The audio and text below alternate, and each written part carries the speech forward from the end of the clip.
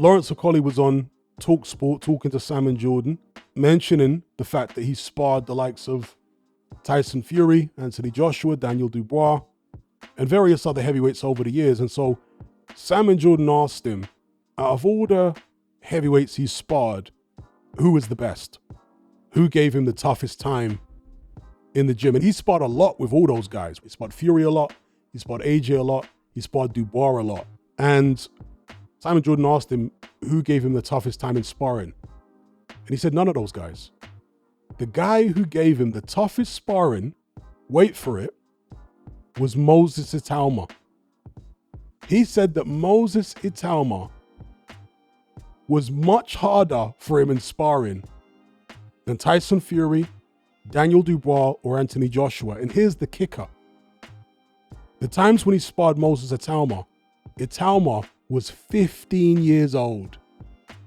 He said he couldn't believe it. This 15-year-old kid came in with his school uniform on, school blazer on, and he's taking off his school tie and his blazer, and he's jumping in with Lawrence Okolie, who at the time was either a cruiserweight champion or just about to challenge Glowacki for the cruiserweight title. Okolie was in his late 20s, and his 15-year-old kid's coming in with his school uniform, and he's hopping in the ring with Lawrence Okolie, and he said he could not believe how good he was, how good Itauma was. He said Itauma gave him all sorts of smoke.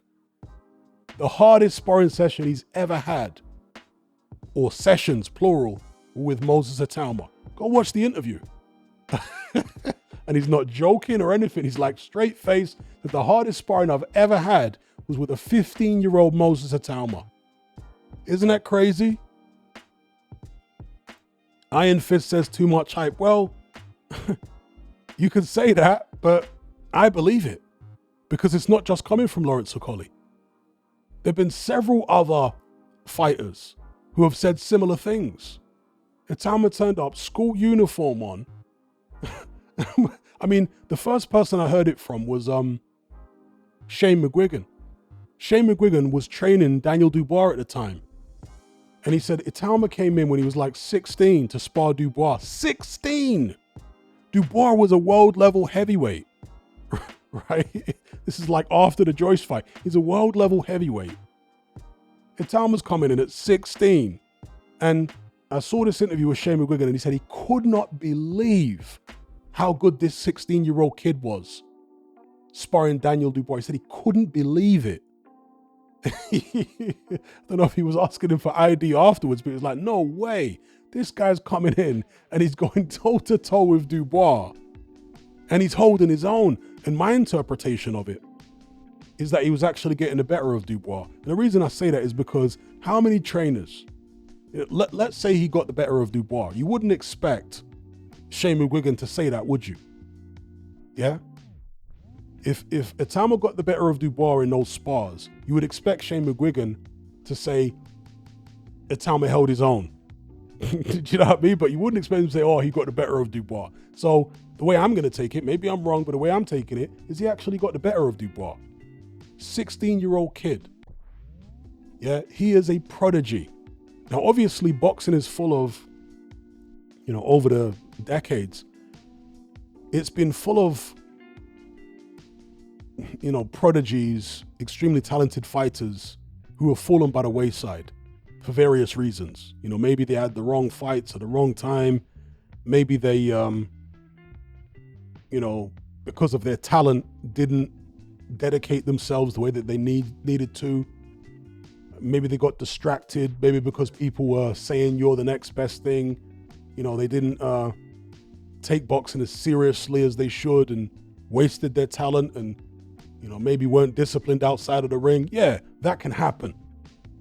But if we're just talking about potential, Moses Itauma has it all in terms of potential. He has to now go out and fulfill that potential. But go watch the interview for yourselves. Some people think, Lawrence Okolie's joking. Nah, bro. He's telling the truth. Itauma turned up at 15 years old in his school blazer, hopped in the ring with Lawrence Okolie, who's a championship level cruiserweight in his late 20s, and gave him all sorts of work. Are you surrounded by mindless bots in human form who adhere to the norm and blindly conform? Who swallow all the mainstream BS and actually ridicule you for questioning things? Do you wish you had more free-thinking individuals in your life to network and converse with? Well, look no further. We're right here. Come and join the Brotherhood of Reason on Patreon. You'll gain access to my weekly topical content where we take deep dives on an endless variety of subjects, as well as my vast back catalogue of podcasts, videos, interviews, movie decodings, and my Confessions of a Nightclub Bouncer series. You'll also get to talk and network with myself and hundreds of other people in our members chat. You can enjoy all this via the Patreon app or on desktop and download all my podcasts in high-quality MP3. There's no contract, no commitment. You can cancel at any time, just like Netflix, but it's a hell of a lot cheaper. Just download the app from the Play Store or the App Store, or simply visit patreon.com on a web browser. Then head on over to my page and select the tier called the Brotherhood of Reason. All the links are in the description box below. And just a quick money-saving tip for Apple users. If you purchase your Patreon subscription on the desktop site or on Android, then you'll avoid the ridiculous 30% fee that Apple charges for purchases made on the iOS app. So if you're on iPhone or iPad, save yourself some money by buying your subscription on the actual Patreon website or on Android because it's a lot cheaper. Once you've made that initial purchase, you can then use the Patreon app on your iPhone or iPad thereafter to access and enjoy your content as normal.